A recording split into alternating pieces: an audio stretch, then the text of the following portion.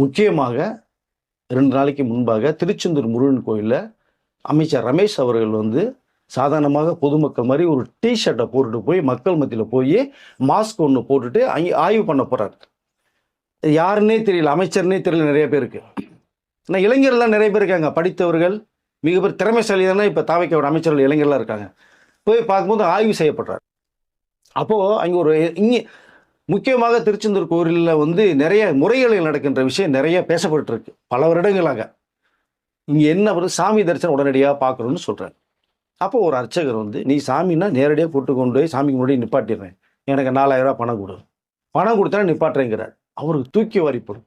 இப்போ பொதுமக்கள் பொது தரிசனம் வர்றவங்க 50 ரூபா தரிசனம் 100 ரூபா தரிசனம் கொடுத்து டிக்கெட் வாங்கி போகிறவங்க அவர்கள் கீழே 4 மணி நேரம் 5 மணி நேரம் நின்று போகணும். அப்போ 4000 5000 கொடுத்தேன்னா குறுக்கு வழியில் வாசலே கொண்டு நிப்பாட்டுறேன், அவருக்கு தூக்கி அடிக்குது. அப்போ சொல்கிறேன், என்கிட்ட பணம் கிடையாதுன்றார் அமைச்சர். பணம் இல்லைன்னா என்ன, ஜிபேயில் அனுப்பு. ஜிபேயில் அனுப்பப்பட்டதுக்கு பிறகு தான் அவர் யாருங்கிறத சொல்ல வரும்போது அமைச்சர்னா தூக்கி வாரிப்படுது, கைகள் ஓதுறது. அப்போது விளக்கம் கேட்குறாரு.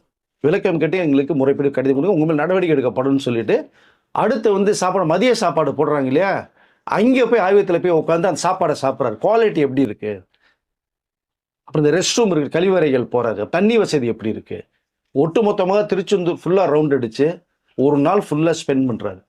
சிறப்பாக செயல் பண்ணும் கோயிலுங்க அது. சாமியை பார்க்க வர்றவங்க அவங்களுக்கு வேண்டுதலை பண்ணுவாங்க.